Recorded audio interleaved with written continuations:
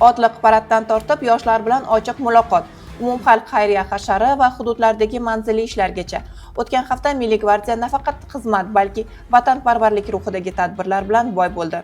Bularning barchasini sizga aynan shu haftalik dayjestimizda taqdim etamiz. Assalomu alaykum. General-polkovnik Bahodir Tashmatov Milliy gvardiya poliklinikasida bo'lib, tibbiyot xodimlari bilan uchrashdi va poliklinika faoliyatini rivojlantirish hamda xizmat sifatini yaxshilash masalalari batafsil muhokama qilindi. Shuningdek, sog'liqni saqlash tizimida zamonaviy standartlarni joriy etish va xizmat ko'rsatish sifatini oshirish yo'llari ko'rib chiqildi. Shuningdek, mehribonlik uylaridan turli millatga mansub o'g'il-qizlarni o'z tarbiyasiga olib, oilaviy bolalar uylarini tashkil etgan gvardiyachilar xonadonlariga tashrif buyurdi va bolalar uchun yaratilgan shart-sharoitlar ko'zdan kechirildi.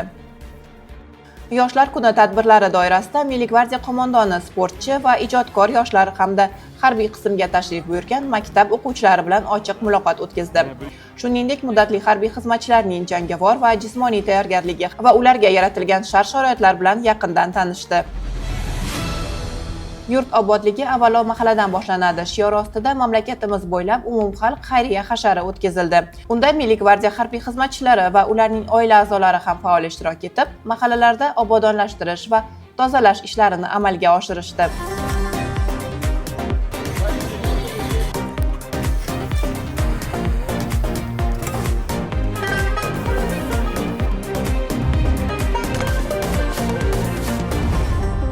Namangan viloyatida Respublika ishchi guruhi hamda viloyat hokimligi hamkorligida jamoat tartibini ta'minlash va jinoyatchilikni barvaqt oldini olish borasida amalga oshirilayotgan ishlar o'rganildi.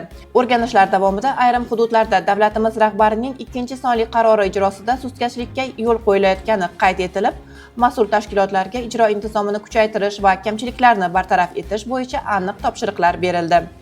Bahorning yangilanish bayrami Navruz munosabati bilan poytaxtimizning Amir Temur xiyoboni bo'ylab Milliy gvardiya tashabbusi bilan otliq parad o'tkazildi. Unda Toshkent shahridagi kuch tuzilmalari, kavaleriya bo'linmalari ishtirok etib, bayram tadbiriga o'ziga xos ko'tarinki kayfiyat bag'ishladi. Milliy gvardiya faoliyatiga bag'ishlangan eng yaxshi she'r va eng yaxshi qo'shiq tanlovi e'lon qilindi. Tanlovning asosiy maqsadi harbiy xizmatchilar jasorati, fidoyiligi va vatan sadoqatini badiiy ifoda etish hamda yoshlarni vatanparvarlik ruhida tarbiyalashdan iborat. Siz ham tanlovda ishtirok eting. Batafsil ma'lumotlar esa rasmiy saytimizda e'lon qilindi.